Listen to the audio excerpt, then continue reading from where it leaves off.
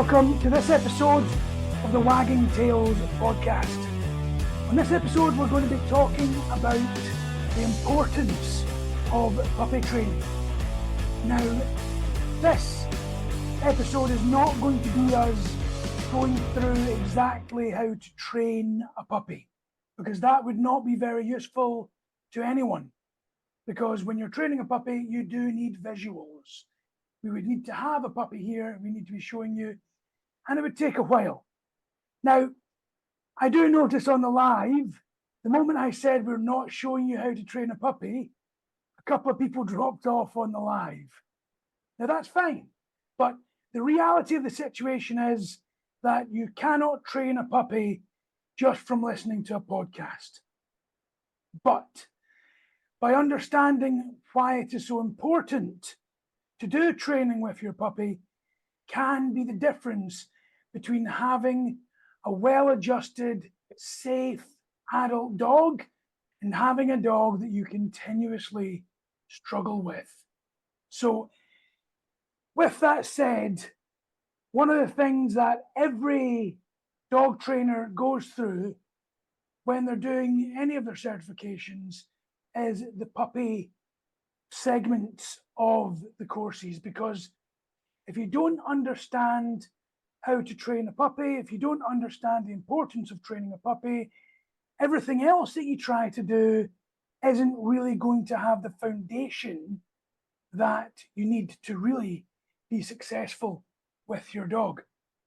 So in this, we will be looking at why it's important. We're going to be looking at the developmental phases of dogs when they are born and through their puppyhood into adulthood. We're going to be looking at what the impacts of these developmental stages are and what we can do to ensure that we are giving our dogs the best for it. We're going to be looking at the safety reasons for doing training, let alone puppy training. And we're going to be looking at the quality of life. Now, that's the one that a lot of people neglect when it comes to training. They think that training is just about getting your dog to do things, but they don't realize that by not training your dog properly, you're actually reducing the quality of life of your dog, because it means that you don't have the communication and the bond that you could have with your dog.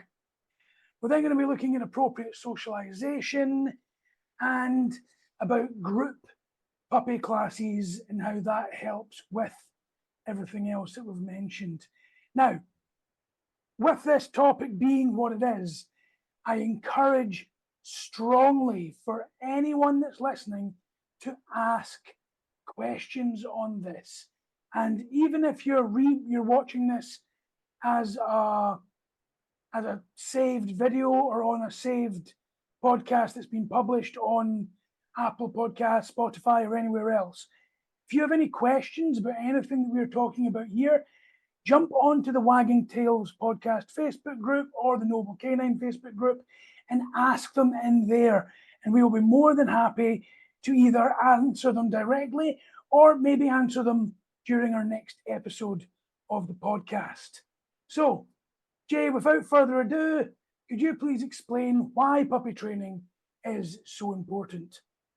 Yep, of course. So basically, whenever someone gets a puppy for the first time, I know they're very cute, they're very lovable. You want to just keep playing with them, shower them with gifts and stuff like that. And then a lot of people only do the bare minimum when it comes to training, unless they actually research a lot about the breed and then they target a specific breed, like, oh, I want a border collie. And then if you read the research notes on a border collie, it's like, oh, it's the smartest dog. It requires a lot of training. Most of the time, I would say no one is ever prepared for what's coming. So here are a few things that you should take note of. So the first one is that we always tell everyone to do training from when you have a puppy. It's because you start building that bond with your dog. So the training helps create this bond between you and your puppy. So the bond is built on trust and communication. Without these two things, your dog is just there. It doesn't really, you don't really have that relationship with your dog unless you start training. And For those of you who have older dogs and you didn't start training when they're a puppy, don't worry, you still can do it. You can, it's never too late to start. You don't have to worry about, oh, my dog's too old or stuff like that. Fraser and myself, we have clients who come to us for the first time when they're like 10, 12, 15 years old. And they're going through different phases of life, but don't worry about that. So the first one, strong bond. Remember that without the bond, without laying the foundation, training is just not as easy. So once you have that strong bond, your dog trusts you, it's a lot easier to build on top of that rather than just jumping into things that you want to do. Second is, of course, the essential skills that puppies need to learn. Everyone teaches their dog sit. That's like the baseline of everything else. But there are things that are so much more important. So just because your dog can do sit, next thing you have to look at is things like recall, things like stay, things like walking on a leash. So a puppy's first few walks is usually very overstimulating for them. They get very excited. There's so many new sights, sounds, and smells for them to see. You have to teach them how to walk on a leash. That is also one very important skill for them to learn. All these are essential skills that if your puppies don't learn at a young age, they start to pull on the leash, and then they feel like, oh, you know what, walks are just like this. I need to always pull on a leash during a walk. I have to always be at 110% excitement during a walk. So start young, start early, and then it becomes a lot more manageable. Next is when they're a puppy and they're developing, their brain is developing, you can prevent a lot of behavioral issues by starting your puppy training young and early. So things like aggression, barking, chewing, all of these usually start when you ignore training when you're supposed to start training. If your puppy starts chewing on things, they start barking at things, if you have that bond, which I mentioned earlier, it's a lot easier to be able to redirect them and then teach them what's the right thing to do instead. So of course, don't punish them for it. You use positive reinforcement and you redirect them and show them what's the right thing to do. A lot of people with dogs, they always feel like, I need to teach my dog what no is. But telling your dog no is not teaching them anything. You need to teach them what's the right thing to do. So if your dog's barking at the door because your dog heard something outside, instead of just going to your dog and say, no, stop. Teach them what's the right thing to do. So if they hear a sound, they should just come and look for you. That's a lot easier. And dogs will pick up on that because you're showing them what's the right thing to do. And last but not least, it's communication. Puppy training enhances your communication skills with your dog. So your ability to communicate with your puppy is improved tenfold if you start training your puppy when they're young. Apart from going through life stages with them, you start to, of course, you learn more about their personality. You start to know more about what your dog likes, what's their highest form of reward, the second, the third, whatever. Your everyday interactions become a lot more smoother and become more enjoyable because through training, you learn to communicate better with your puppy and your dog. Like now, when I walk Blue and Ori, I don't actually need to tell them anything. I don't need to tell them walk, stop, slow, or go, or turn left, turn right. Communication isn't just verbal. Body language and how you hold the leash, things like that are also considered communication skills between you and your dog.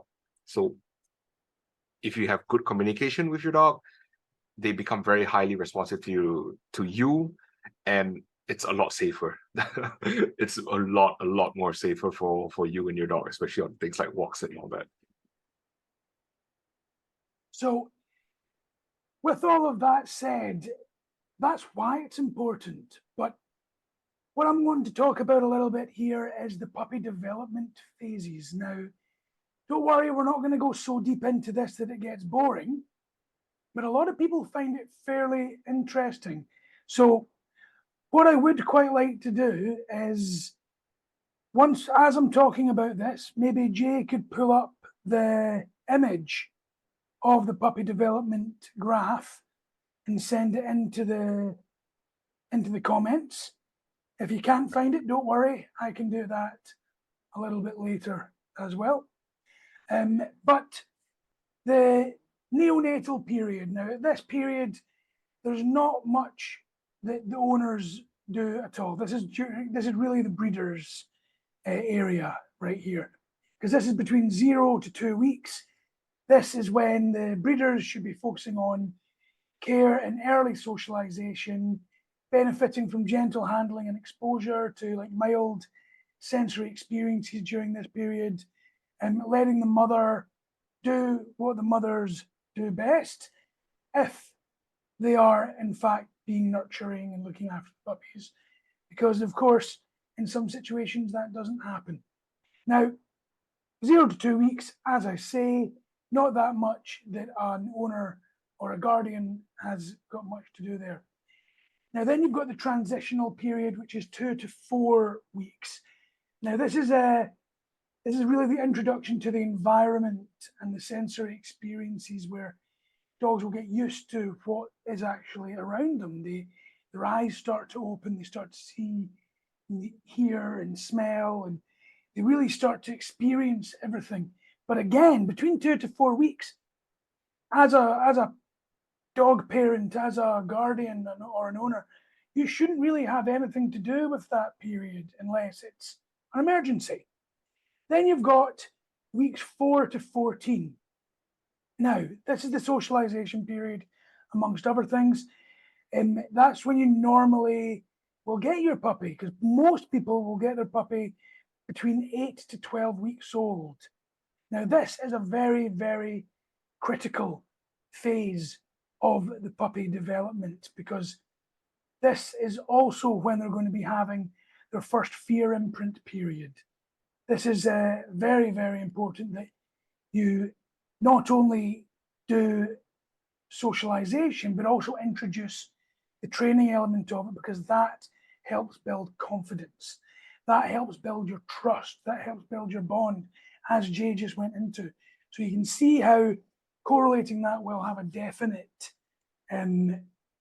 impact on things. Then you've got the juvenile period, 14 weeks to 6 months. You've got to continue that training and socialization throughout this period, because that juvenile period is when they start to push the boundaries to see where they can go. People get very confused here. They say, oh, this is when the dog tries to be dominant and all that. Now, that's all nonsense, right? They're just pushing the boundaries to see what they can do. A dog's not going to try and dominate you at all unless you are a really poor leader. And definitely a juvenile dog's not going to try it, because they know they're young. They're just pushing the limit. Same as a child. You would never say that your toddler is trying to dominate you, so the dog's not trying to do it either. Now, then we get into the more challenging phases where you get this is when a lot of people who haven't done puppy training start to panic. And this is the adolescent period, which is, you can argue that it's 6 months to a year or 6 months to 2 years, depending on the breed and of course the individual dog. Now, this is where you've really got to reinforce the training that you've already done. Make sure that you're on top of that, because this is when you're going to see teenage-like behavior. They're going to just be a little bit naughty for the sake of being naughty. And that's okay. That's very, very normal. But you've got to be on top of things during that period. Now, even as your dog gets into adulthood and you start to see more of the personality, and you might even start to see some changes in that behavior. One of the big changes you get a lot of people seeing is when they reach 2 years, the dogs start to get a little bit reactive if you've not done any proper socialization or training. You hear people saying, oh yeah, wait till 2 years, they start to settle down. That only applies if you've put in the work during the puppy training. And I'm sure you would agree with that, Jay. So, Yeah. How does this actually impact the developmental phases? Well, it's really, as you heard me going through that, a lot of people have been like, well, with what Jay said, that kind of makes sense anyway. But effectively, a large part of it is actually socialization and confidence. So it actually helps reduce their fears and anxieties during that socialization period, during that fear response period, during their flight response periods. All of this stuff is paramount, that you've got those tools to build their confidence, that you've got your ability to socialize and actually help. Now, one of our clients had a really big part of this, because they assumed they didn't need to do anything because they had a small dog. Dog's name was Daisy, if anybody was interested. They had a small dog, it was a Shih Tzu. And effectively, when they first got the dog, they were like, oh, they're small, it won't matter. We don't need to do training.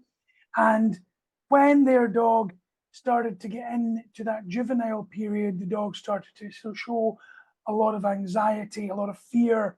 And what we ended up having to do there was a lot of counter conditioning and exposure training, so that the dog could be actually socialized, not so much to people, but more to the environment and more to what was going on around them. A lot of dogs are not really used to the world as we see it, especially if you're living in a big city. So having those tools to be able to communicate with your dog is just so important when it comes to that. Now, this next part should be really obvious to a lot of you, and it won't be surprising to any of you that the client, is the example here, has a boxer. So boxers are notoriously boisterous. A lot of them are really loving dogs. They just want to play, they just want to love you. A lot of them do excessive licking and excessive attention seeking, and that's all fun and games when they're tiny puppies, but when they get a little bit older, that becomes an issue. So with this particular client, Rex, Rex's owners had a boxer before and hadn't put in the work, and they struggled with that social behavior, with those bad manners for the dog's whole life, which I can only imagine would be incredibly challenging with a full-sized boxer. So these guys approached us really quite early on, but I think actually approached us before Rex actually arrived with them.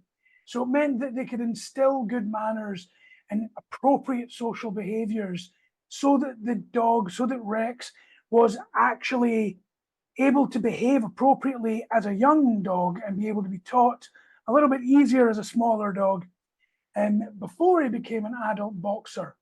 Now, an example of this, when people say, oh, what do you mean appropriate social behavior? Well, when you see a big dog, or like say a boxer or a Labrador or another big dog, run up to other dogs and just jump up all over them, start to play with them very roughly, or even if they come up and they jump up on you and start to lick you and get really overexcited. Now, imagine me or Jay doing that to you. So let's see, who's watching right now? Barry's watching. Okay, Barry, you know me. I'd like to think that you are very fond of me. But you wouldn't feel so great if I just ran up to you in public, pounced on you, put all of my weight on you, and expected you to be happy with that. That's not appropriate behavior. Good manners and social behavior is very, very important, not just for humans, but also for dogs. It can be the difference between a dog being very, very accepted by dogs in a social situation, or ending up actually having a problem. So if a dog doesn't like the way that dog's behaving socially, or even if it's a puppy not behaving socially correctly, that dog could react. Maybe that dog could attack. And what can end up happening is that your dog can actually gain reactivity towards other dogs, because the socialization, the teaching of good manners wasn't done while they were younger or at all. So that is an incredibly important section to remember when we're talking about the impacts of doing training during the developmental periods. And the last one, foundations for lifelong lifelong learning. Well, that's the same as human beings, right? Early training sets the foundations for continuous learning and adaptability. Now, this is not just for dogs. The reason we have our children and we want to teach our children things very early on, and one of the reasons, unpopular point to say, but I am taking this directly from Psychology Today, from academic papers, so it's not as if I'm just talking nonsense here. One of the reasons that children today are able to learn at an advanced rate compared to children of the past is because they are taught things at an earlier age. It's not just because they've got access to a lot more information. Okay, so like when we were much younger, we were sometimes told just to be quiet and listen. You know, don't ask questions, just do what you're told. You know, but now, especially with like I know for the likes of my daughter Freya, we encourage her to ask questions. We say, okay, ask questions. What do you think this is? Give them options, give them autonomy. And that makes such a big difference for her learning. And it's been shown through studies. And if you're interested, you can have a look on the Psychology Today website. It's got some really great information on all of this stuff, not just for dogs, but it sets you up for long life learning and the ability to be adaptable. So early training for our dogs does the same thing. It's not just about being able to do tricks. It's actually about being able to set them up for success down the line. Meaning if they're more adaptable, moving house isn't as big a deal. If you need to relocate and do crate training when the dog's like 8, 9 years old, it's not as big a deal because the dogs had that foundation of being adaptable and being able to learn things continuously. Now, I was wanting Jay to jump on for the next segment here, but I'm not sure if he's still with me. I'm here, but my camera's just not working for some reason. Okay, do you want to try and get it on again, or do you want to just do audio? I think I'll just do audio. I'm not sure what's wrong with this. All right, okay, well, carry on, and people just need to deal with looking at me. Okay, so the next segment is about the safety reasons that we do puppy training. So it's very important. There's a huge safety factor of it. When I had a point I wanted to bring up earlier, but because of this stupid camera, I completely lost my train of thought. Okay, so for safety reasons, the first one and the most obvious one that everybody should know is, of course, your recall training. So if you have very strong recall, your dog is a lot safer. You feel less stressed. I think everybody who's had a reactive dog or a dog who doesn't walk too well on leash or a dog who doesn't have great recall will understand this because it's happened before, sadly, and I think it will still happen again in the future. People who do not train recall with their dog or become too complacent with training their dogs have had fatal accidents occur. That is something that is very sad. It's really a tragedy for the dog.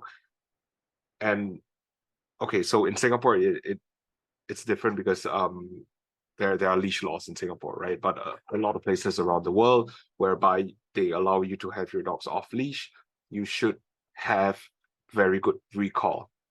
If not for things like car accidents and stuff like that, you could also potentially save your dog from a traumatic experience with something else. Let's say your dog sees a chicken. This just happened yesterday. This was the point I wanted to make. There was a chicken, like just right around my estate, and then apparently that chicken just had some chicks, maybe like 4 or 5 of them. They were just walking along the park, and then Blue saw them. Blue wanted to go up and say hi, but of course the mother hen was not very comfortable with that. And I was not going to let Blue go near a mother hen who just gave birth to a few chicks. It is very dangerous. She could peck Blue's eyes out or something like that. So recall kicked in. I called her back, and the mother hen was starting to run towards Blue and started clucking and making all these noises to kind of like scare off Blue to say like, get away from my kids. Understandable. So recall was so important there, because if I did not have that recall, she probably would just go forward and someone was going to get hurt. I'm very sure that someone's going to get hurt. So think about your recall training and make sure you understand why we emphasize so much on recall training. It's a lot of it has to do with safety. Okay, second is boundaries. So training helps your puppies understand boundaries. So maybe not so much in Singapore, because I think even properties they have like fences and gates around here, so it's not too much of an issue. But actually, no, scratch that. Boundaries help your dog not door dash. Like the moment the gate opens, the moment the door opens, they don't just immediately run out and then go exploring and things like that. I'm talking about all sorts of places, whether you stay in an apartment, whether you stay in a landed property, whether you have gates around or not. So I have invisible boundaries with both Blue and Ori. Basically, when I want to bring them out for a walk, they have to be able to be calm when I open the gate, when I open the door. They don't dash out of it. And once I put on their leash, we can walk out and they can still not dash too far away. So you have to help your dog understand what are the boundaries, whether it's within your yard, or let's say you don't want your dog to get into your pantry. Most people don't want to, because you have all your food in there, and then your dog will have a buffet. So teach your puppy how to understand boundaries from a very young age. It also reduces the risk of them getting into something that they shouldn't be getting into. Like maybe let's say your medicine cabinet. For some reason, your dog might have your dog might be able to reach and open up your medicine cabinet, pull out everything. Or for Blue and Ori, I have a small aquarium, a small tank at home, and I keep all of the tank stuff. I don't know what it's called. All of it below the tank in like a cabinet. So that's a boundary for them as well. I don't want them to go into there and start pulling out things and potentially eating something hazardous to them. And last but not least is impulse control. So impulse control is very important, because your dog doesn't know what is weight, basically. Your puppy wants everything. They see something new, they're like, oh, I want to go sniff that, I want to go explore that. So things like crossing a road. If you have to teach your kid how to cross a road, you look left and then look right and then look left again, or whatever it is, you should be able to teach your dog not to just cross a road. If your dog has good impulse control, they can stay with you before you cross your road. So this also applies to things like when you have guests over, or when your dog meets another dog or another animal in general. A lot of dogs would just run up to another dog. And what you hear all the time is, oh, don't worry about it, my dog's friendly. But that's not what we want. We want your dogs to be able to be calm when they meet each other. They show the right body language to each other before they want to engage in play. A proper introduction is very important. It's like what Fraser said earlier. You don't want people running up to you and just jumping up on you, hugging you, picking you up, carrying you, licking your face, and you expect that to be fine. No, dogs are supposed to be able to interact with each other calmly and then start to attempt to play, or invite to play. Yeah, that's the word, invite each other to play. Of course, Blue isn't the greatest at that. So I would say for initial introductions, she's more or less okay with it. She has a few close friends that I just let her run up to, honestly. But that's because they've known each other for so long, and they play each other really well and stuff like that. But every introduction to a new dog, or to a relatively new dog that she's not met many times and frequently, I would always ask her to be calm. We walk up to the dog nicely, we say hi, we move away. If she can do that well, she can go back and interact with the dog. So there you go.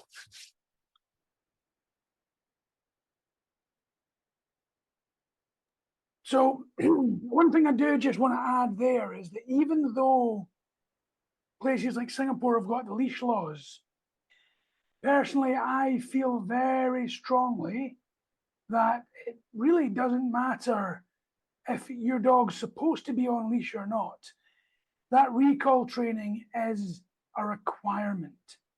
Even if your dog is not going to be off leash, they should still be off leash trained, because you don't know if your dog's ever going to slip off the leash, if you're going to accidentally drop the leash, or if it snaps, or if they get spooked and somehow manage to get out of the house, or the dog park that you take them into has got a dodgy gate or a dodgy part of the fence. It's super important that the moment you need your dog to come back to you, you are able to do that. And unfortunately, there has been too many examples of people losing their dogs because they think to themselves, "Oh, my dog will never run away. My dog loves me too much." And then they'll try to be a bit cheeky and like have their dog off leash because it's very quiet, or they'll accidentally drop the leash, or something's happened, and their dog will go, and the dog's gone, and they've lost the dog, and then there's all this panic and all this fear. I can't think of anything worse than one of my boys going missing. I mean, I'm very lucky. Within my whole life, I've never lost a dog. Like, I've never had a dog go missing. Obviously, unfortunately, I've lost dogs to the Rainbow Bridge, but that's different. And recall training, orientation training, boundary training, impulse control, all of this stuff that Jay just spoke about is how you stop that from going wrong. And it is just so important, One of the other things that I would add about safety as well is the basic commands. So we've got what we call the toolbox 10, and that's like sit, down, stay, come, heel, touch, go, leave it, bed, and relax on cue. And the reason I have those 10 is because if you've got those 10, that's basically your ability to communicate with your dog in a lot of ways. And it's not just for the safety of your dog, it's for the comfort of your dog and the safety and the comfort of everyone around your dog. And that leads me on to the next segment, which is the quality of life. Now, this is the one where people don't like to think about, because they think, oh, that's just the way my dog is. My dog is scared, they're skittish, that's just the way they are. I'm sorry to tell you, but fear is not a personality trait. It's just not. Yes, you can have certain dogs or people or other animals that are more susceptible to anxiety and fear, but it's not personality trait. If there's a dog that is anxious, if there's a dog that is nervous, if there's a dog that has a phobia or a fear, these are not personality traits. These are things that can be helped, whether that be human or dog. And I've had conversations with people about their phobias about this. They're, oh no, it's just the way I am. No, if you went to a psychologist and worked on that, you'd probably be able to help yourself and you'd lead a much happier life if you weren't terrified of dogs, for example. So we can't think that it's not personality trait for a human, but it is for a dog. The quality of life of your dog is dependent on partially training, socialization, and bonding. So stress reduction is a huge part of why we do this. Proper training, especially in the younger stages of a dog's development, reduces stress and anxiety. And this simply leads to a happier and longer life. Now, there's an example that I've noted down here, and I'm actually going to change the name so that it's not somebody that can be recognized. So let's call this dog Spot. Now, Spot, very original. you say that, man, but I grew up on a farm that had Spot 1, Spot 2, Spot 3, and Spot 4. And I would love to think that Adam Mackey is listening to this and laughing his head off, but I just loved the fact that that was the dog's names. And one of our dogs was actually sired by Spot 2, I believe. And he was a brilliant little dog. Anyway, so this poor dog, Spot, who is a real example, but the name is made up, was a little mixed breed terrier. And yes, terriers can be susceptible to anxiety. Now, the owner thought along the lines of, well, that's just the way the dog is, and did nothing for the dog's anxiety and stress. And the dog was scared of thunder. The dog was scared of traffic. The dog was scared of strangers. The dog was scared of other dogs. And anything you could think of, this dog was terrified of. And the dog lived till about 6 years old. And it wasn't an accident. It wasn't something that was like an incident. The dog ended up having a heart attack because of stress levels. Stress can kill humans, stress can kill animals as well. So, as harsh as this sounds, if you're not putting in the work to help your dog with their stress, with their anxiety, you're potentially shortening their life. Now, that might upset people when that's said, but we all know that stress can shorten our lives as humans. It's silly to think that it wouldn't happen with our dogs as well. So moving on from that, quite honestly, depressing part, enhancing the human-animal bond is just something that should be done. It makes the dogs happier. It makes them friendlier with everybody. And to be honest, there is no better feeling than having a dog that is truly bonded to you. And if you think you've got a great bond with your dog before you've started training, do that training and see the difference it makes, guys. I cannot stress enough how amazing that bond becomes. And anybody that's worked with us, that has put in the work, will attest to that fact, that the moment you start working with your dog and helping your dog through different situations, through their socialization, through their training, that mutual trust, that mutual respect and love grows to a point that you didn't even realize you could have with a dog. And it is just fantastic. And I will use my own dog as the example with this. I thought that I had a good bond with Athos when Athos was young. And I thought, oh, he's just reactive to other dogs. He's still a good boy. He doesn't like certain people, and he does get scared of them, and that's fine too. That's just the way he is. But then I tried to get trainers, and that didn't work, and I ended up having to go through the journey myself, which is why I ended up going back to university and coming down this track. But the difference between having Athos when he was kind of trained, and I thought, oh, me and this dog have got a really special bond, versus having done that training, is just chalk and cheese. It's not even the same thing.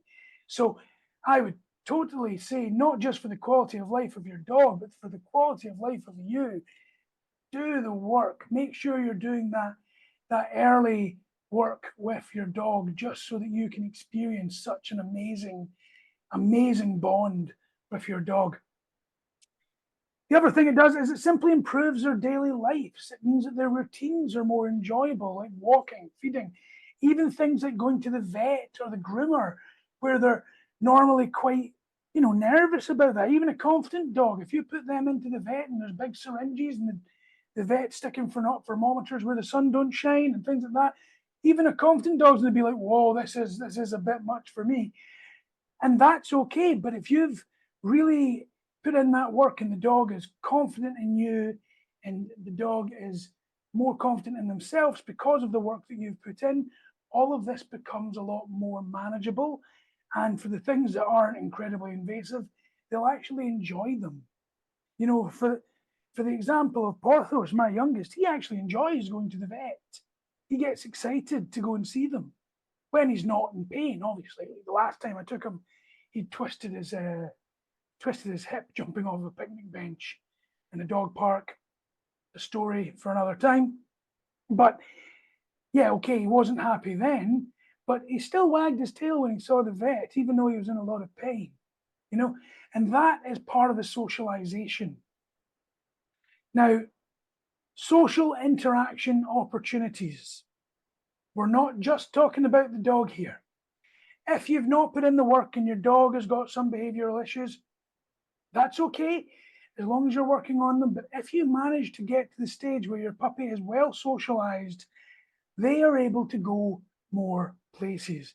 They can go to dog cafes, they can go to parks, you can take them along to your friend's house, you can take them along to the beach, and they're going to be happy just chilling out and just being with you, being part of that social situation. You know, I remember one of our clients, the dog's name's just escaped me. Doesn't matter, the example still stands. The dog used to be very anxious around people and in social situations, so we did a lot of appropriate socialization and counter conditioning. And then every time they had a barbecue, they were able to have their dog just be in the barbecue area. And the place where they lived actually had like a fenced in area with the barbecue pit. So it meant that their dog could be off leash and just mingling with all the guests. And the dog was able to do that because the owner did the socialization. And it made such a difference to that dog's quality of life. Instead of being stuck upstairs in the empty apartment by themselves, they were able to be with their guardians, with their owners. And that just made a big difference to that particular dog's life. It means that you can take them on hikes and big long walks because you're not needing to worry about your dog becoming overly stressed from that stress bucket getting overly filled. So the quality of life is a huge factor of why we do this as well. Now, I know I spoke a little bit about it, but Jay, could you speak about the appropriate socialization as well? Yep, sure thing. So socialization has a lot of people have this misconception about socialization. They feel like good socialization means that my dog should be able to play, to interact with anyone, human or animal, and be able to just engage in high energy play with them. But that's what we consider over socialized actually. Proper socialization is where a dog is comfortable and confident in whatever situation you put them in. Of course, nothing aversive. So if your dog is able to just meet a dog for the first time, just kind of chill, say hi, that is very good behavior. That is something that you want from your dog, as compared to a dog who just runs up to every single dog from 100 meters away. The moment they spot them, they just start running straight for that dog just to go say hi. But that is not very appropriate. So when you start socializing your dog, especially your puppy at a young age, what we always advise our clients to do is you only reward for the calm interactions. Let's say your dog goes to a new place for the first time, a cafe for the first time. You're not going to bring your dog to a cafe on his or her first time when it's the busiest that the cafe can be. You want to find a time whereby the cafe is not too busy. There's maybe one or two people around, maybe one or two dogs around, and it's not just bustling with it's not a full house basically. And then you start to reward your dog for being able to just lie down and chill, to be able to relax in that environment. Because a lot of people think that socialization, it only applies to your dog and another dog. No, socialization applies to the different situations and environments that you put your dog in as well, because you have to be able to introduce your dog to all these things. So the different types of socialization are, of course, people. So people of all ages, genders, and however they look, you have to be able to socialize them towards that. You slowly introduce them, and you reward them for being calm, and then they have a positive interaction. The next one is animals. So it's not just dogs. Of course, I'm not asking you to buy one of each animal just so that you can socialize your dog. No, but then if you have the opportunity, of course, dogs, cats, all the different types of pets. I would I would advise against turtles. I think you would agree with me on that one, Fraser. You don't really need to socialize your dogs with turtles because they would just probably nip your dog. Well, the reason Jay's saying that is that we have some terrapins, effectively because they were gifted to us years and years ago. And after making it very clear that you shouldn't gift live animals to anyone, we still had these turtles, and we still have them today. And they're now about 12 years old, so they're not exactly the smallest. But every single one of our dogs has been nipped by these turtles. It is both sad and actually a little bit funny. And the only one that didn't learn their lesson was Porthos. Athos and Aramis stay well clear of the pond, but Porthos, he will actually run to the pond if he hears the turtles making noise, and if they try to climb out of the pond, he knocks them back in. Which, to be honest, is quite useful because the turtles escaping from the pond is a bit of a nightmare. Yeah. But yeah, what I will say, just because we're talking about other animals, is we're not just talking about other pets here. So, yeah, when you're working with dogs that are living in cities, most of the time you're talking about other pet animals. You're also talking about birds. You're also talking about pigeons, maybe seagulls, maybe monitor lizards if you're out here, maybe otters, things like that. These things, you want your dogs to have some kind of positive exposure to a diverse range of animals, because if you come across these animals and your dog is not familiar with them, it can be very stressful. Now, if you live where I grew up, for example, you're going to want to introduce your dog to horses, to cows, to sheep. Now, when I say introduce, I don't mean jump into the field and let your dog go straight up to the animal. That's a terrible plan, especially if you're in the UK, because farmers do have the legal right to shoot on sight. But you want to let them be exposed to the sight, the smell. If the animals come over to the fence, yes, your dog might be able to see them and get closer to them. But the idea is so they don't get overexcited by this. Do counter conditioning to animals such as deer. So, for example, my sister's dog, Doug, he's a brilliant dog. He really is. But he's super tall, super lanky, super fast. So they've been working on, he's still very young. So they've been working on every time he sees a deer, when he's on leash, they make sure that they have a very high value treat shoved in his mouth so that he is thinking, oh, every time I see a deer, I get something good from my humans. Because if he took off after that deer, I mean, as human beings, we're not going to catch him. He's too quick. The deer's too quick. I don't necessarily think he would know what to do if he ever caught it, but you don't want to be put in that situation. So by putting in that work and the socialization aspect of doing that counter conditioning, oh, you see that wild animal, make sure you give your dog some love and attention, maybe a treat, or even bring a toy out with you so that they see something like that. You can start playing a game with them. It makes a huge difference. And wherever you are in the world, you've got to actually make an intelligent decision on which animals are they likely to see and come across so that you're doing the proper socialization. Sorry, Jay, didn't mean to butt in there, but please carry on. No, that is a very good point. So when we say let your dog be exposed and give them positive reinforcement for that, things like monitor lizards that Fraser mentioned, do not let your dog just go up to the monitor lizard and then give a treat to them. No, you stay at a safe distance and then you reward them for being calm. Okay, so please do not try to let your dog interact with every single animal they see. Okay, and next on the list is, of course, sounds. So depending on where you are, there are different types of noises that you might hear throughout the day. Your dog has to be able to hear them and not freak out, not get worried, not get overstimulated as well. So YouTube is great for this. You can literally just search whatever type of noise you want. So if you stay in a busy city like Singapore, so you search for traffic noises or street noises, and then you can play it on a very low volume, and then you can offer your dog rewards for, you might see their ears perk up, or they might turn in the direction of wherever the noise is coming from.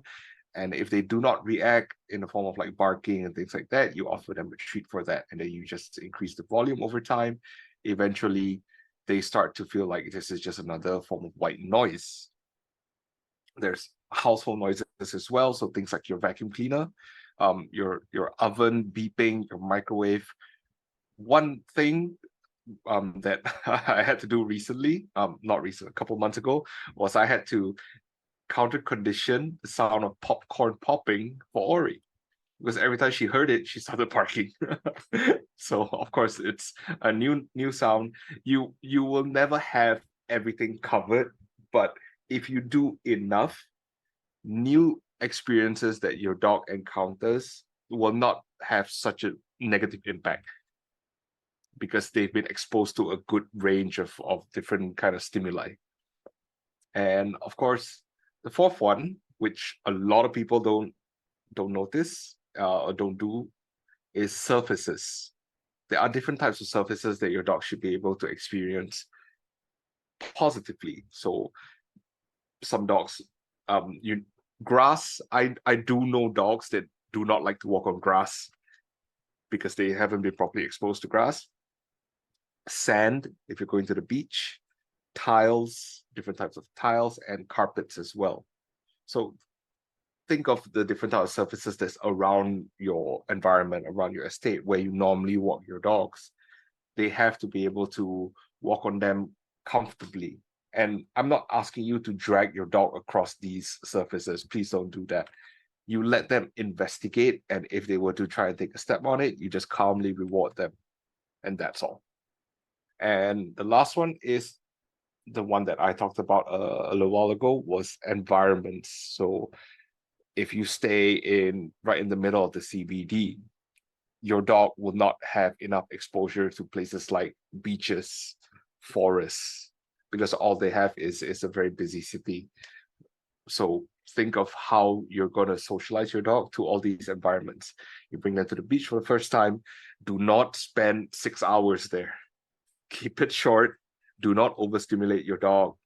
Let them have a good time and then go home. And then the next time you can just increase the duration. So you can bring your dog to the beach. You can bring your dog to the park. You can bring your dog to, I don't recommend this, but then run in the middle of the forest. I don't recommend it unless you have very good bond with your dog already, because the middle of the forest can be very stimulating to a lot of dogs.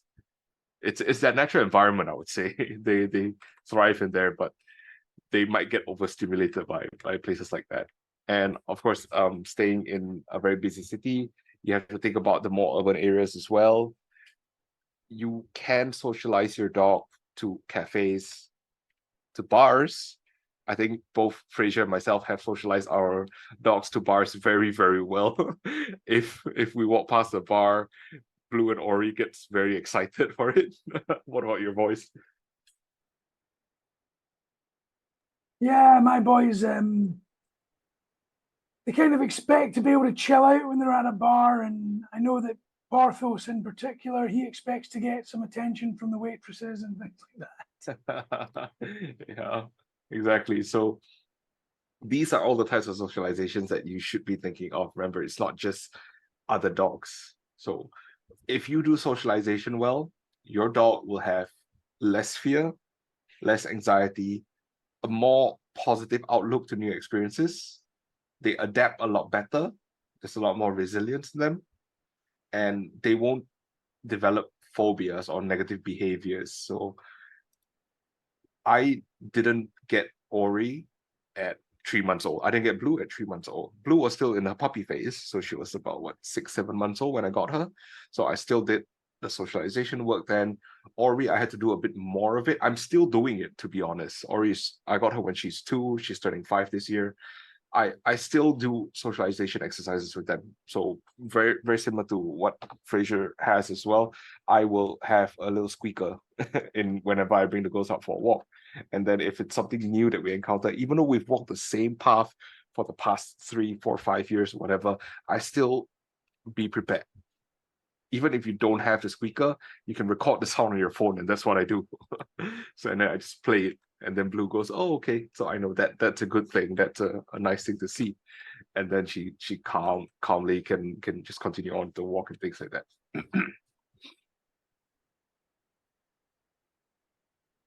So just when we're talking about squeakers, you don't need to have anything massive. Okay? It's really quite simple. And yes, now I've obviously got Porthos's attention. But these are just tiny little Kong balls.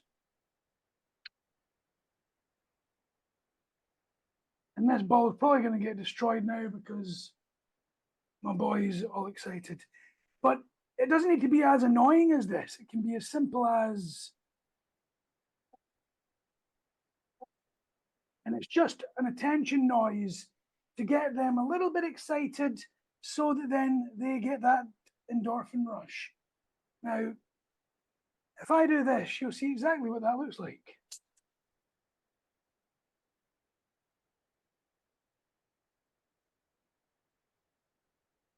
You see that he's very, very happy. Nope. Well, you will if I can get the camera on him. But for those of you that are just listening, effectively the noise of the toy itself can get your dog excited. Now, you cannot be cruel. If you do that, you need to give them something.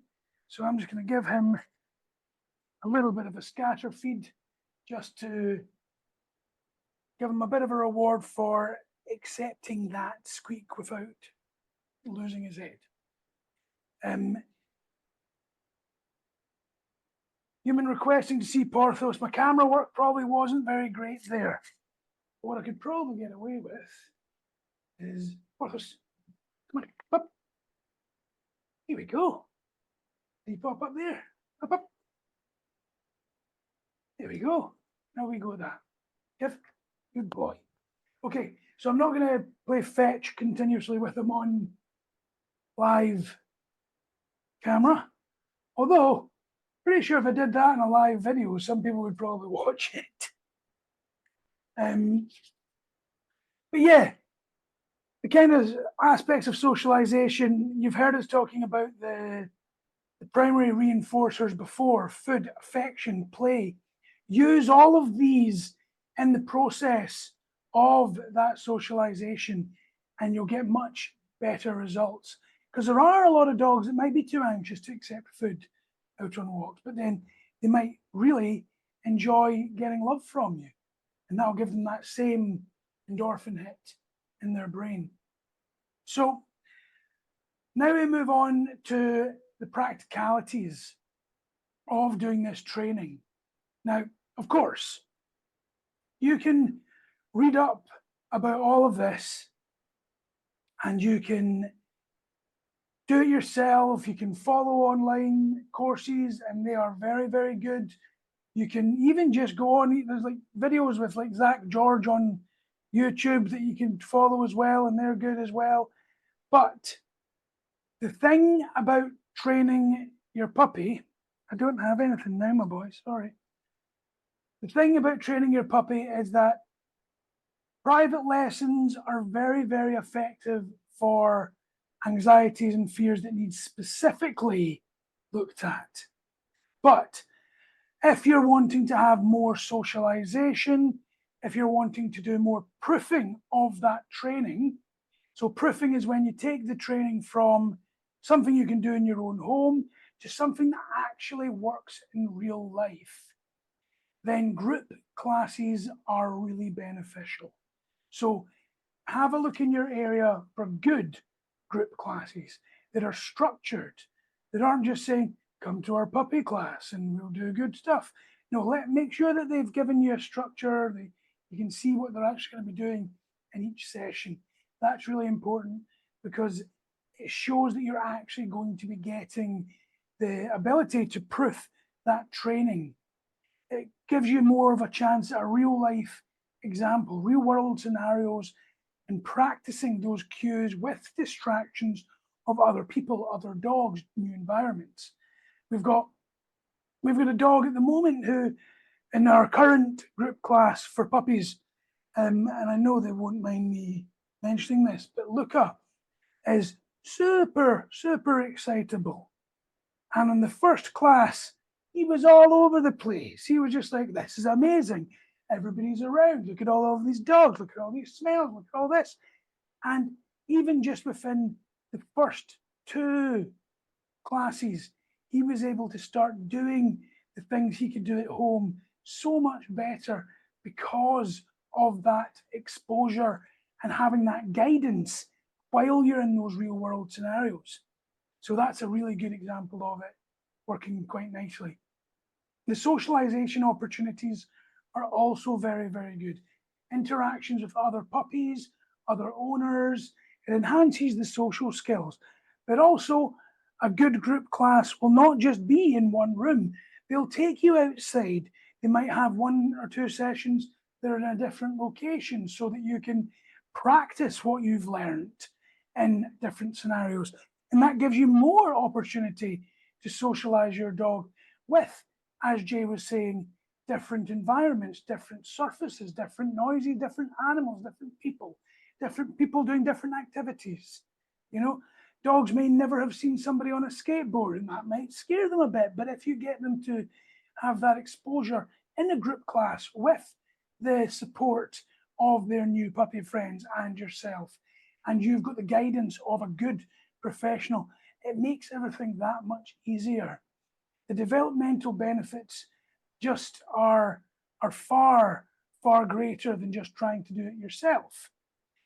On top of that, just having the support of not just the professionals, but also of the community of puppy owners that are going through the same journey. We've got our group on Facebook, which we ask people to join. And you don't need to be clients to join this one. It's a private Facebook group. And if you've got questions about your dog, you want to share problems, and you want to get help and support from other owners, from trainers that you know you can trust, join this group, and we'll certainly be there to help you. We'll get that in the comments, and we'll also put it in the show notes as well. And of course, actually being taught how to use the tools that you're learning in a practical situation. Now, this is something that blows my mind. And not all puppy classes are created equal. Not all obedience classes are created equal. Not any class, whether it be human, dog, cat, whatever. Not everything is created equal. But learning training things, learning sit, down, stay, come, heel, anything that you've been learning, if you're not shown and taught and coached how to use these in practical situations, you have basically learned tricks, and they're not very much use in real life scenarios. So by going to a group, you're going to be able to learn how to think about using the tools that you've been given. You're going to be given the example to have supervised playtime with other dogs and other dogs' owners, while you've got professionals around that can advise you. Hey, maybe you want to make sure the leash is loose when you're introducing your dog to another dog. If that leash is tight, you're creating more pressure in the situation. Hey, maybe you want to read your own dog's body language there. Your dog's not overly happy with this situation. Give them some space.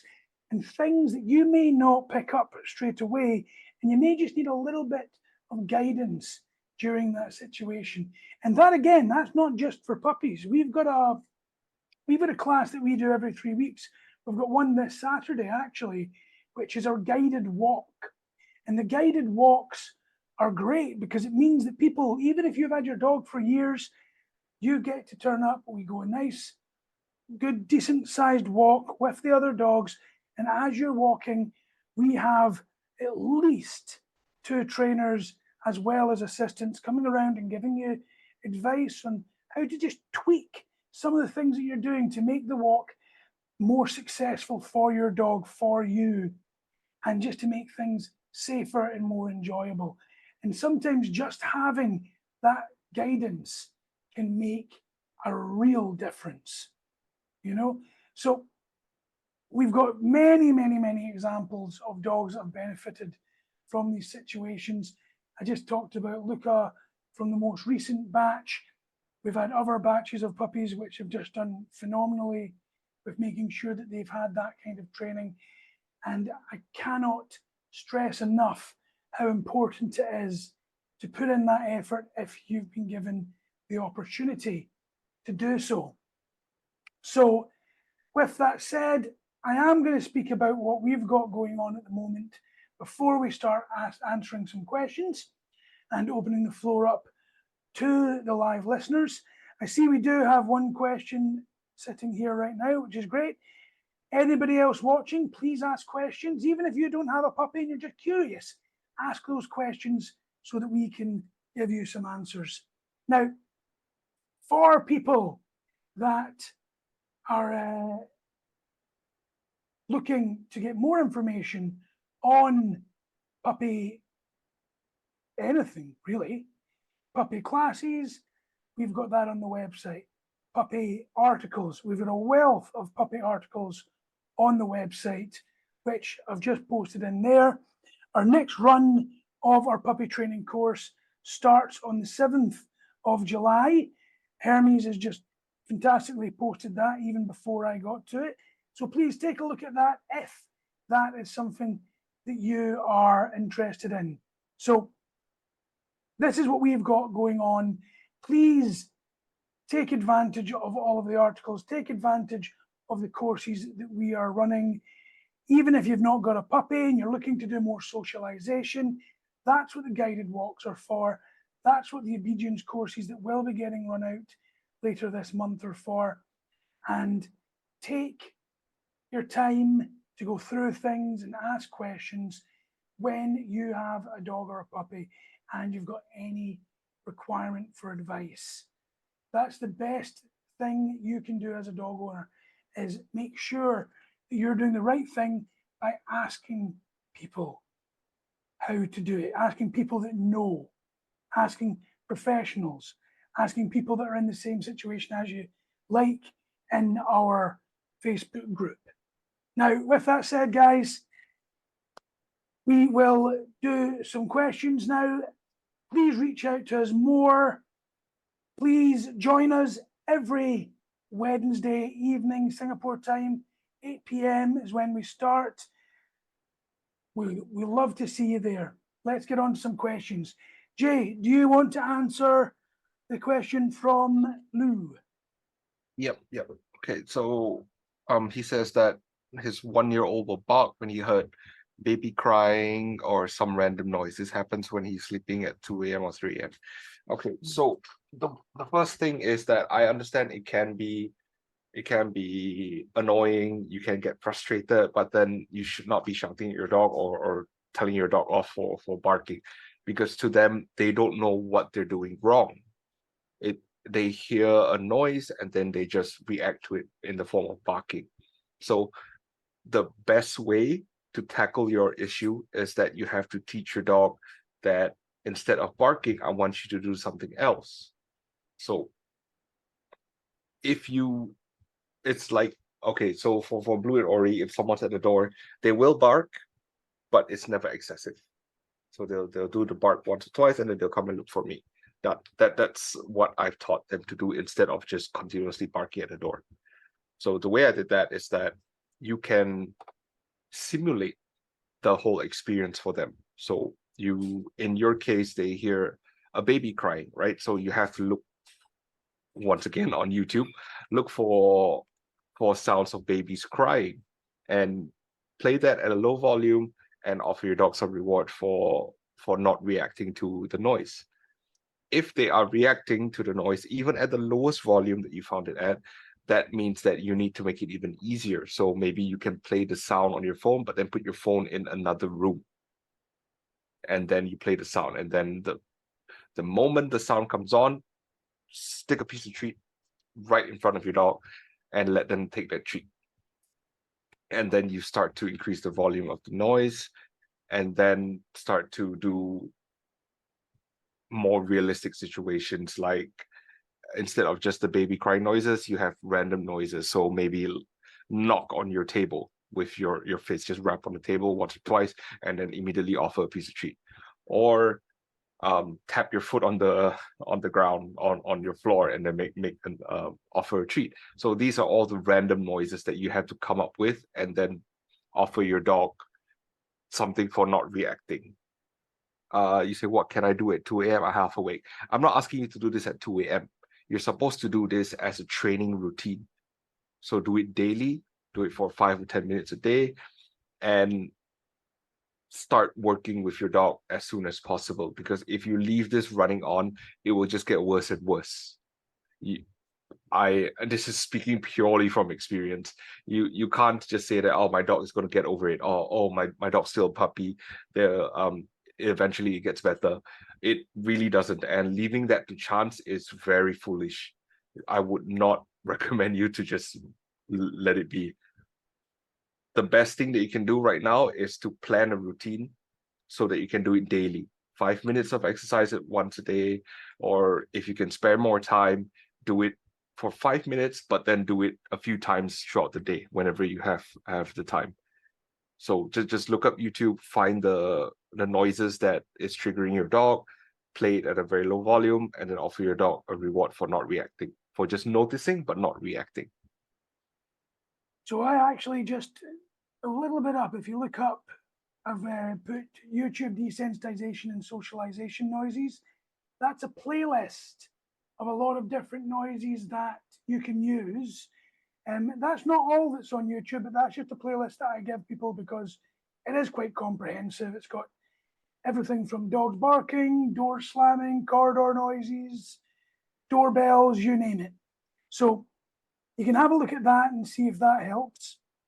The other thing that you can have a look at is our article on dogs barking at the slightest noises. So you can take a look at that, as well as the great advice that Jay just gave there. Now, I'm going to approach this one that I just got sent to me on WhatsApp privately. I'm not entirely sure why. Yeah, sorry, go on. Sorry, can I add on to help Lou? So to help you keep sane and not lose your mind, because I know it's 3 a.m., everybody's sleeping and stuff. If you don't mind having the noise in your background, I recommend playing like puppy, what do we call it? The kind of like white noise for puppy is classical music. It's relaxing noises, meditation noises for dogs. If that doesn't affect your sleep, it's quite peaceful, it's quite calming. You can play in the background. That actually helps block out some of the noise that your dog might hear outside and react to. So if you don't mind, and if it doesn't disrupt your sleep, you can keep that on, and it might help manage it a little bit better. But it won't solve the issue, but it helps manage it for the time being. Now, the only dog calming music which I've seen that actually has been peer reviewed through an actual study is through a dog's ear. So I've just posted the link to that on YouTube.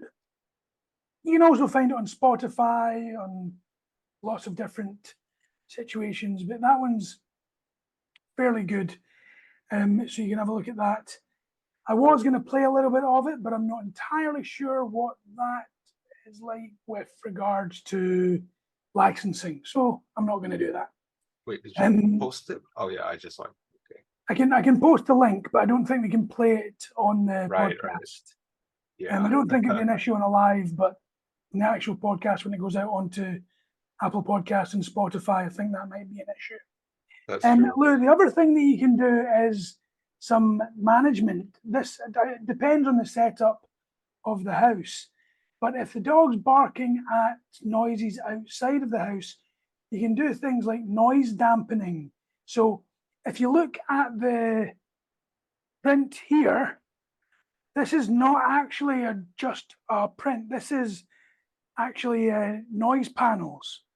Now, obviously, I've got this here because it's good to absorb the noise of maybe my daughter playing Baby Shark at full volume, or dogs outside barking, or Porthos with a squeaky toy, maybe. Although you've been very well behaved this episode. So you can try things like this. There's also like noise dampening door draft blockers.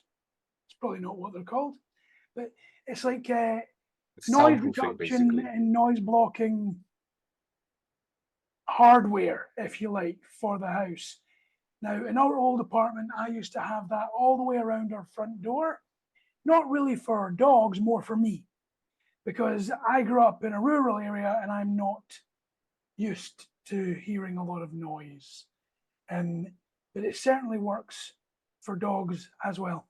So you can give that a shot as well. Just seeing the time there, but I will tackle this question. I was asked it's a double-barreled question that I was asked in WhatsApp privately. I don't know why they didn't really want to post it, but that's okay. And that was on house training, on having your dog to pee in the right place. Now, this one's a tough one. And it's one that gets people quite emotional because they don't like the dogs doing the business in the house. There's a couple of things that you've got to remember. The first thing being is that your dog is a puppy. They're a baby, right?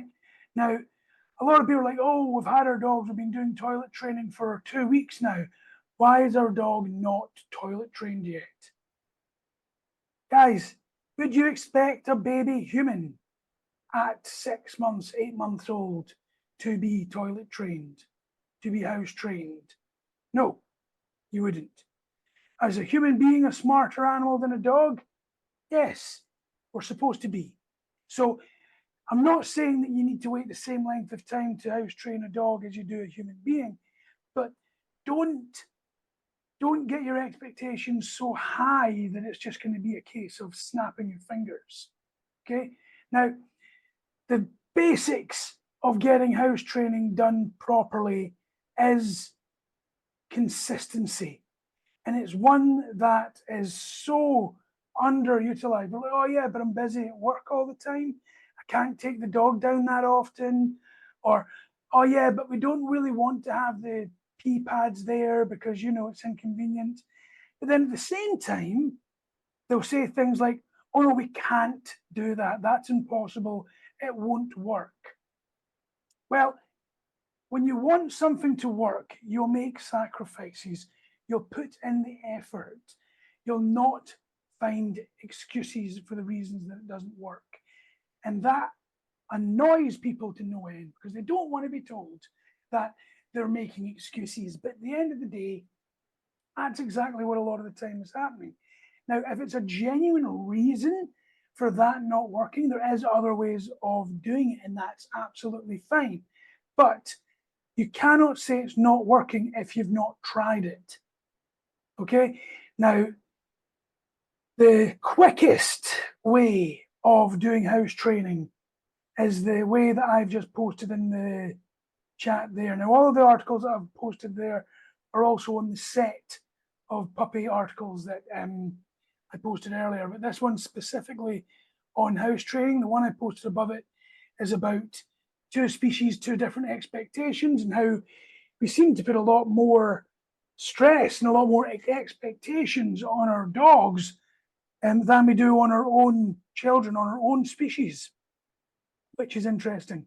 But For those of you that are struggling with house training, give that one a shot. That's not the only method. There's many other methods of doing this, but it's one that does work swiftly. So give that a try.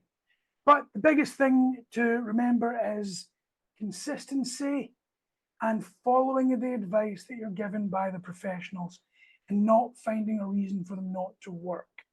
That's really the biggest thing I can say. And I'm not just saying that as a professional, I'm saying that as somebody who has dogs myself. I can find excuses for why my dogs do or do not do certain things. And we've just got to be honest with ourselves. And the thing is even as pros, we always will find things our dogs do differently from other people's dogs, and we may not be completely honest with ourselves.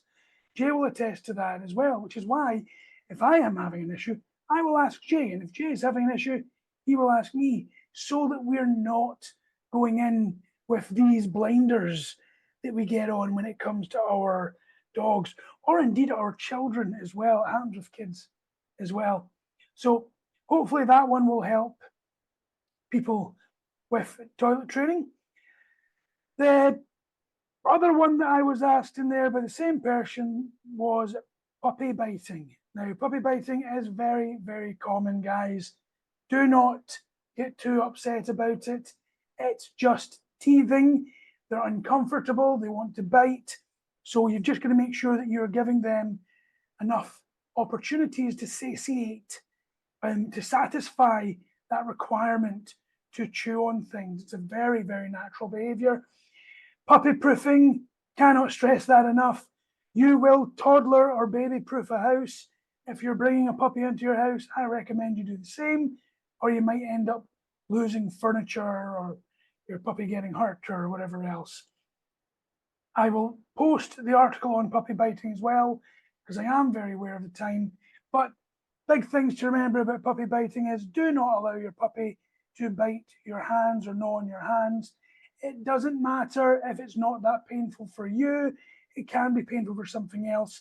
If your puppy is doing it, roll your hand out of the puppy and ignore your puppy. If your puppy is insistent and is going for your ankles, is going for your hands and just not leaving you be, you leave the area, or you have your puppy go into an area where they do not have access to you. Do not scold the puppy. Do not give them into trouble. Do not get upset, because that's giving the dog attention, and that's exactly why they're doing it. That's what they want from you. So you basically remove yourself from this situation, stop giving them attention. When they calm down, give them that attention again, and they will learn fairly quickly. Posted that article in there as well. We don't have any more live questions at the moment. If anybody has any other questions, don't hesitate to ask them. Jay, before we wrap up, do you have anything else that you would like to add? You brought up a very good point about even us as professionals, we still do seek advice from each other. So like, I'm about to move places, move to a new apartment. So I'm already preparing in my head. I'll probably seek your advice on this as well. But like, the current place that I'm staying at, we're the last unit on the floor. So it is quite peaceful, it's quite quiet. The place I'm looking at is a ground floor unit. So there's going to be a lot more movement, there's going to be a lot more foot traffic, a lot more noises. So I'm really like planning my schedule for the desensitization and counter conditioning work for both Blue and Ori there, that I will probably like ask you to have a look through it. So yeah, we go through the same thing that you guys go through as well. What Jay's missing out there is one of the other reasons he's going to ask me to come round and review it is because he wants me to do DIY work on his house. Yeah, that too. Which is absolutely fine. You know, what's the point in having a country boy as a friend if you don't use him? Exactly. Okay, guys, we'll wrap things up there. Just as a heads up for what's coming up with us, we have got the walking classes that are active at the moment. So if you are in Singapore and you're needing help with your walking, we do have loose leash walking foundation classes that are coming up. We've got the next guided walk class this Saturday. So if you're interested, come and sign up to that one. We've got puppy classes, which are running at the moment, but the next one starts on the 7th of July. But if you are halfway through puppy training and you have specific things that you want to look at, you can have a look on the website and you can actually join individual classes. However, be aware that you will not have got the information from the previous classes. So it is better to do the full course, but indeed, if you want to have specific classes from the puppy course, you can do that as well. We are also opening up a grooming class. Now, this is not a class which is going to teach you how to completely groom your dog. It's about getting your dog to be comfortable, being handled, being groomed. And that starts this Sunday as well. And it's Jay that's going to be conducting that one, because I will say completely that Jay is the man for that job. I ask Jay's advice regularly when it comes to clipping nails, when it comes to grooming and things like that. He's fantastic from it. I'm not tooting his trumpet. I know if his camera was on, he'd be going a little bit red at the moment. But seriously, guys, take advantage of that, because there's no point in having somebody that is as good at that as Jay is and not taking advantage of it. We're also going to be opening up later on this month basic obedience and being able to brush up on basic obedience for your dogs. This class or course will be for adult dogs. So this will be for your dogs that you've probably done training before, or even if you haven't, so that you can come along and learn more and brush up on and learn how to use the tools that you already have. This class is something I think will be very sought after, because I get asked about this a lot. A lot of the time, people don't necessarily have behavioural problems to the point where they need to have one-to-one lessons. They just need a bit of a refresher on some of the basic commands with their dog, and that's what's going to be coming up later on this month. And maybe at the end of this month, beginning of next month, we are going to be doing fitness with your dog. This is not fitness for your dog, this is fitness with your dog. We are effectively going to be doing circuit training with your dog so that you and your dog can bond and exercise together with a group. And it's going to be a lot of fun. I've done this a few years ago with Athos when he was a younger dog. Quite a few years ago now, actually, when I think about it, when he was in better shape, when I was in better shape. But by doing this, it will be very good, not just for us and myself, but for you guys. Just for the record, I'm not only qualified as a dog trainer and behavioural consultant. In a past life, I also did group PT classes and one-to-one PT in gyms and fitness centres. So it's not just going to be slapped together. I am going to be utilising those skills from past lives. And I think it's going to be something that's going to be a lot of fun. So keep an eye out for that one, and please join us, because I think that's going to be an absolute hoot. And keep an eye out for the online courses that are going to be released in the next month or so as well. That's what we've got coming up. Next week, our topic is a big one. This is going to be something that a lot of people need to listen to, a lot of people need advice on. If you are struggling with aggression, with reactivity in your dog, if your neighbour has an aggressive dog that you are having to handle every now and then or deal with, if you are working at a veterinary clinic and you're not entirely sure how to handle aggressive cases, aggressive dogs, if you're in a daycare and you're handling dogs and sometimes those dogs that are reactive slip through the net, or something happens that a dog has aggressive behavior, this is what we are talking about next week. Okay, so next week we are going to be doing the podcast on handling aggression in dogs. June the 12th, 8 p.m. Singapore time. Please join us and we will see you there. Thanks for joining us this week, guys, and we will talk to you next week. Have a good one. Cheers.